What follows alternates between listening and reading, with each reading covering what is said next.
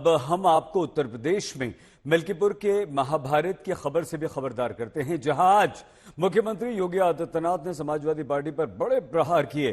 मिल्कीपुर की राजनीतिक हवा क्या कहती है, देखिए हमारी इस ग्राउंड रिपोर्ट में।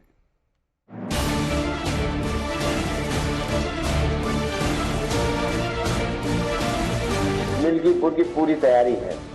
अयोध्या का चुनाव भारतीय जनता पार्टी फिर एक बार हारेगी।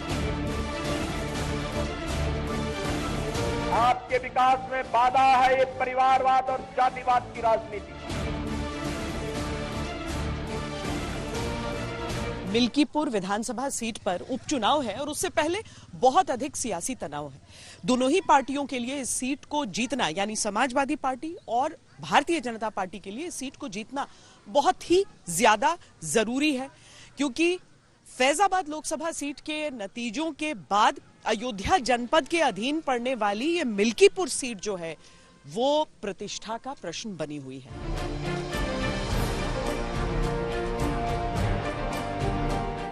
मिल्कीपुर में वोट मिल्कीपुर के सम्मानित मतदाताओं का है। सिर्फ और सिर्फ विकास की बात होगी। जनता हमारे साथ है, इसलिए कोई लड़ाई नहीं, वहाँ लाखों वोट से चुनाव जीता जाएगा। बीजेपी और समाजवादी पार्टी के बीच जो जंग शुरू हुई थी लोकसभा चुनावों में, उसकी पूर्णाहुति का चुनावी कुंड है मिल्कीपुर। उपचुनाव के नतीजों से जो संदेश निकलेगा 2027 के चुनावों की, वो विधिवत घोषणा है मिल्कीपुर। जहां दांव पर लगी है मुख्यमंत्री योगी आदित्यनाथ और पूर्व मुख्यमंत्री अखिलेश यादव की व्यक्तिगत प्रतिष्ठा, वो चुनावी कुरुक्षेत्र है मिल्कीपुर। क्या है आज अखबार में, कौन जीतेगा इस बार? फिर से उनके बेटे अजीत यादव। प्रणाम। फैजाबाद सीट से लोकसभा चुनावों में बीजेपी को मात देने वाले अवधेश प्रसाद के बेटे अजीत प्रसाद समाजवादी पार्टी से चुनाव लड़ रहे हैं। बीजेपी ने चंद्रभान प्रसाद को मिल्कीपुर में कमल की जीत का जिम्मा सौंपा है। मुकाबला बहुत कड़ा है, ये मिल्कीपुर का माहौल बता रहा है। फिलहाल जो है, अब जो समाजवादी वोटर है तो वही को देंगे, भाई अपना जैसे भी दें। ज्यादा मजबूत आपको लग रहा है? मजबूत नहीं, लड़ाई बढ़िया होगी जो है, बस 1500 के वोटों में बस हार जीत होगी। मिल्कीपुर अयोध्या नगरी से 32 किलोमीटर दक्षिण में पड़ता है। कहा जाता है कि कभी यहाँ के किन्हीं महाराज के नाम पर इस जगह का नाम पहले मलिकपुर पड़ा, बाद में मिल्कीपुर हुआ। ये भी कहा जाता है कि मिल्की दरअसल मुसलमानों की एक जाति है। कभी सल्तनत काल में वो यहाँ प्रभावशाली हुआ करते थे, जिस वजह से इस जगह का नाम मिल्कीपुर पड़ा। मुसलमान अब भी यहाँ अच्छी खासी तादाद में है, लेकिन दूसरी जातियों का प्रभाव भी काफी है। 1,25,000 दलित, जिनमें पासी बिरादरी के ही 55,000 वोटर हैं। 30,000 मुसलमान और 55,000 यादव हैं। ब्राह्मण 60,000, क्षत्रिय 25,000, वैश्य 20,000, लेकिन कोरी, चौरसिया, पाल और मौर्य भी महत्वपूर्ण भूमिका में। आप देख रहे होंगे समाजवादी पार्टी के अध्यक्ष का, पूर्व मुख्यमंत्री का बयान महाकुंभ को लेकर के, जब पूरा देश और पूरी दुनिया प्रयागराज की धरती की ओर आकर्षित हो रही है, तब ये रोज महाकुंभ के बारे में दुष्प्रचार करते हैं। रोज दुष्प्रचार करते हैं, यानी दुष्प्रचार करके भारत की आस्था के साथ खिलवाड़ करते हैं, आपकी आस्था के साथ खिलवाड़ करते हैं। कुंभ और प्रयागराज वो स्थान नहीं है जहां पर राजनीति और राजनीतिक कार्यक्रम और फैसले लिए जाएं। कैबिनेट ही पॉलिटिकल है, ये पॉलिटिकल है और पॉलिटिकल संदेश देना चाहते हैं वो लोग। मिल्कीपुर के चुनावी गणित की गुत्थी को सुलझाने के फॉर्मूले इन्हीं जातियों में गुथे हैं। दलित समाज से आने वाले 9 बार विधायक रह चुके अवधेश प्रसाद 2 बार इसी मिल्कीपुर से जीते हैं। अयोध्या सम्मिलित फैजाबाद लोकसभा सीट जीतने के बाद वो समाजवादी पार्टी के हीरो बन गए।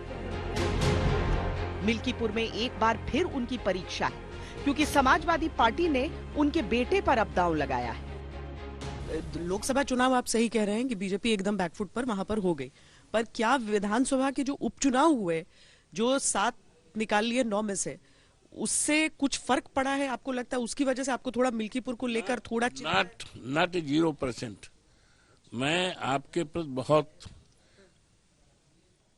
आभारी रहूंगा कि आप कृपा करके किसी गांव में किसी जगह पहुंच जाओ, आपको 80% 90% लोग यही कहेंगे कि यहाँ चुनाव नहीं बाय, यहाँ अजीत प्रसाद जो समाजवादी पार्टी के उम्मीदवार है, अजीत प्रसाद अखिलेश जी ने लड़ा है, पीडीए का है, इंडिया गठबंधन का, वही भैया जीतेगा, वही जिताएंगे। मिल्कीपुर कभी कम्युनिस्ट पार्टी का गढ़ माना जाता था।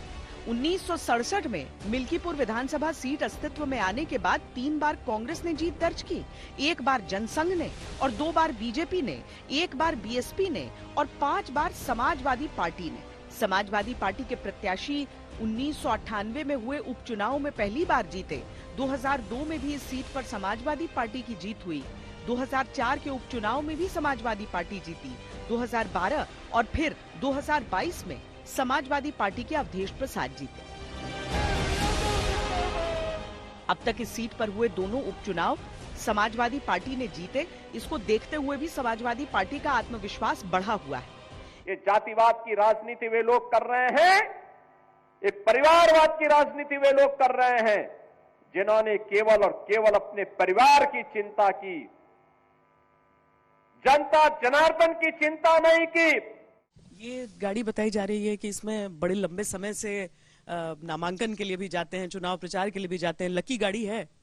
देखिए, मंत्री जी की, श्री अवधेश प्रसाद जी की बहुत लकी गाड़ी है। इसको विजय रथ हम लोग कहते हैं।